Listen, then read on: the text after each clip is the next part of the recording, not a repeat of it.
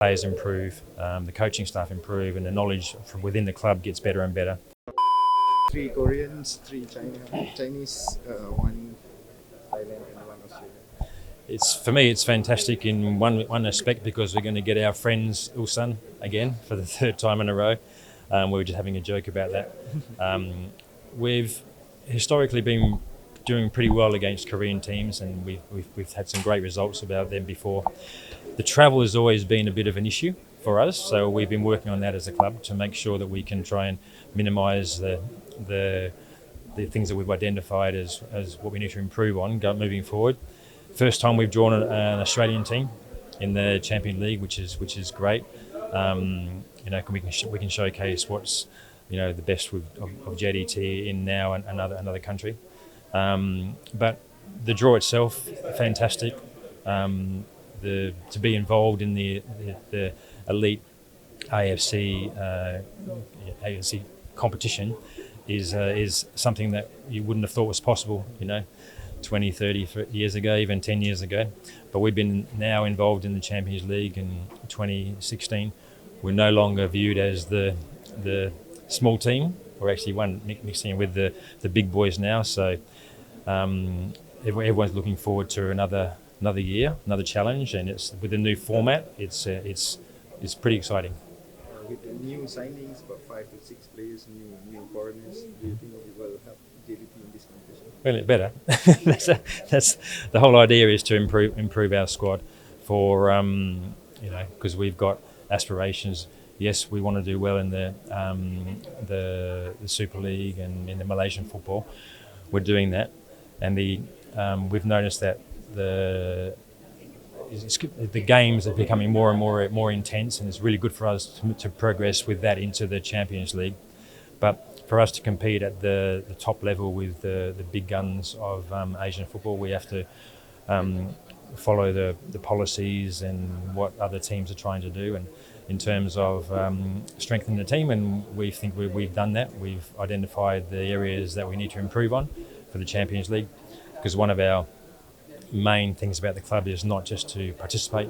We want to challenge, and we want to make the Johorians proud. We want to make Malaysian proud of the team performing in the competition.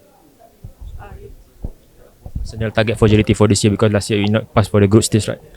Yeah, well, the previous year before that, we qualified for the round of 16, topped our group against the champions of Japan and Korea. So we know we can do it. Last year there was some good performances, but not consistent enough. One of the things we identified was our away form.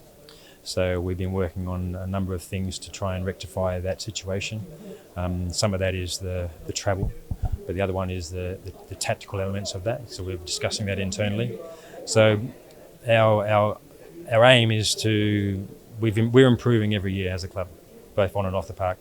And every year we play in this type of competition, the players improve, the coaching staff improve, and the knowledge from within the club gets better and better. And we know what we have to do to compete. So we're just looking to improve on previous things. To say that we can any real objectives, it's no. We want to go there and showcase what's best of JDT, what's the best of Malaysian football, and try and make everyone involved in football in Malaysia proud of having a team in this competition, which is amazing. Alistair, you touched on the change of format. What do you make of it? Like, do you think it's more interesting? It's more competitive? My English has escaped. Yeah. Sorry. I think it's both. It's more interesting because you're getting to play different, teams, like a lot more teams, but also it's challenging because a lot more travel. And now we've got to travel to China, we've got to travel to Korea, Australia for the first time. So it's a lot of logistic challenges. But again, having been involved in the Champions League as a club since 2016, we're used to that. You know what I mean? We try and take away the excuses from a club, but personally, I think it's a really good format because we're getting to play more teams. And it's going to be I think it's going to be really good fun and really great for the fans to see so many us playing against so many different teams at the top level. Okay, you mentioned just now that you're beating Ulsan for the third time, and now it's under Kim Panggon. How is it a concern that Kim Panggon knows some of your players really well, considering the fact that they're on the national team? I think it goes both ways, because a lot of the players in the national team know him equally as well. So I think it works both ways. So there'll be no surprises, so to speak, in terms of that, because I think the only surprises will be that our new foreign players.